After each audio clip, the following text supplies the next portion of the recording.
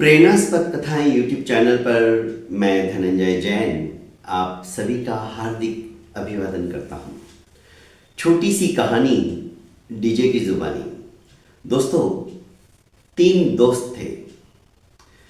तीनों बचपन के दोस्त होने के कारण से उनके अंदर इतनी जबरदस्त मित्रता थी कि एक दूसरे के लिए जान भी न्यौछावर करते थे और बचपन से ही एक साथ पढ़े, एक साथ लिखे,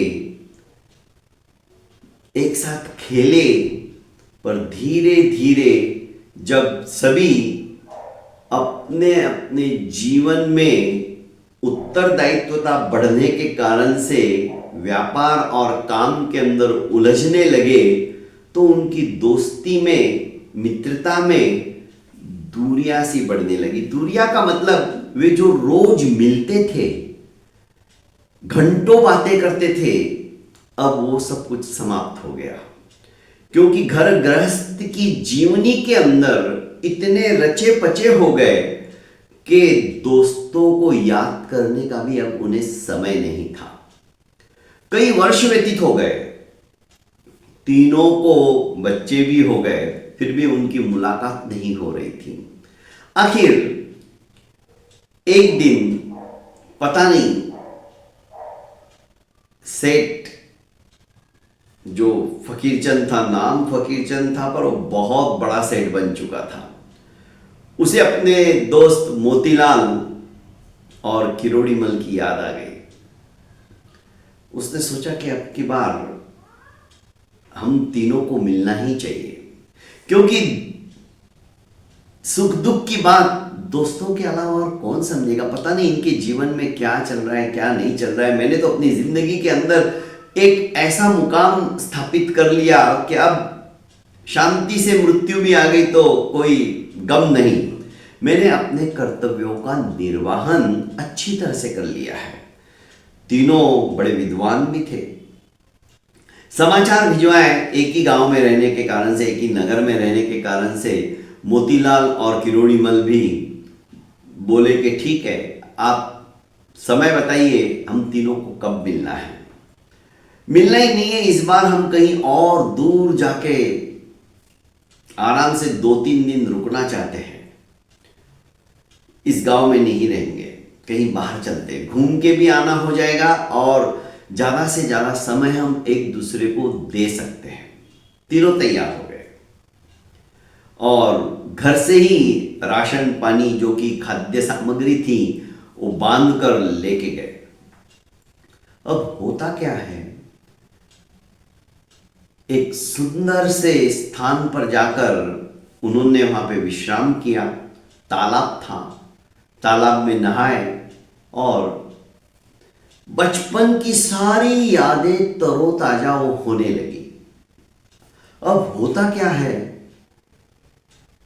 सेठ फकीरचंद उसमें खाना बनाने में भी एक नंबर था। रसोई इतनी जबरदस्त बनाता था कि बस आप तो उंगलियां खा जाओ। उस दिन सेठ फकीरचंद ने खाने में खीर बनाई। खीर इतनी स्वादिष्ट थी कि तीनों ने भरपेट खीर खाई। जब यहां तक पेट भर गया, बस अब एक निवाला भी अंदर नहीं जाएगा, ऐसी हालत हो गई तीनों की। उठना भी मुश्किल हो रहा था खाने के बाद। तब कहा कि बस अब नहीं खाया जाएगा, अब तो बस यहीं पे लेट जाते हैं, अब तो उठने की भी हिम्मत नहीं है। तीनों खा पीकर बर्तनों को वहीं पे ढक दिए और सो गए, बातें करते करते। सोने से पहले किरोड़ीमल ने कहा कि यार फकीरचंद, तूने सचमुच में आज कमाल कर दिया। ऐसी स्वादिष्ट खीर हमने जिंदगी में नहीं खाई। अभी तक वो स्वाद मुंह में बना हुआ है खीर का। मजा आ गया यार, आज घर में भी घरवाली ने आज तक ऐसी खीर नहीं हमें चखाई है। पर दोस्त, अब खीर तो काफी बची हुई है, अब इसका क्या करेंगे। अब तो एक निवाला भी जा नहीं सकता और ऐसी खीर को हम इधर डाल भी नहीं सकते कहीं। सेठ फकीरचंद ने कहा, घबराने की जरूरत नहीं है, ये खीर खराब भी होने वाली नहीं है। ये कम से कम 2 दिन तक भी, मौसम बहुत अच्छा है, ये ऐसी ही पड़ी रही तो भी हम 2 दिन के बाद भी खा सकते हैं। नहीं नहीं यार, 2 दिन किसने देखे, सवेरे तो पेट खाली हो जाएगा और भूख लगेगी, पर ये इतनी भी नहीं है कि हम तीनों बांट के खा सकें। किसी एक को ही नसीब होगी, क्योंकि एक कटोरी तो बची है। तो किरोड़ीमल ने कहा ठीक है, तुम जैसा बोलो वैसा, अभी तो किसी की भी इच्छा नहीं है, सबने पेट भर के खा लिया है।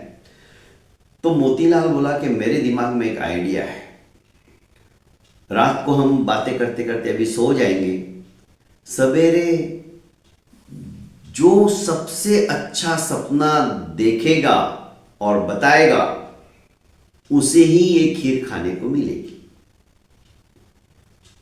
सबने कहा ठीक है, मंजूर। अब होता क्या है, सवेरे सबसे पहले नहा धोकर फ्रेश होकर तीनों बैठते हैं एक दूसरे का सपना सुनाने के लिए, क्योंकि भूख अब लगने लगी थी। तो सबसे पहले मोतीलाल कहता है कि मेरा जैसा सपना शायद जिंदगी में किसी ने नहीं देखा होगा। अरे मुझे भगवान राम साक्षात सपने के अंदर आशीर्वाद देते हुए अयोध्या नगरी के अंदर, क्या उनका वो भव्य मंदिर जहां पर मैं दर्शन करने गया और वे तो प्रकट हो गए। मैं देख रहा हूं भगवान राम सिंहासन के ऊपर बैठे हुए, बाजू में सीता माता बैठी हुई है। आहा, क्या मनोहर दृश्य था, मजा आ गया। और ये सपना मैंने अभी अभी ब्रह्म मुहूर्त में ही देखा है, मेरा तो जीवन ही पावन हो गया।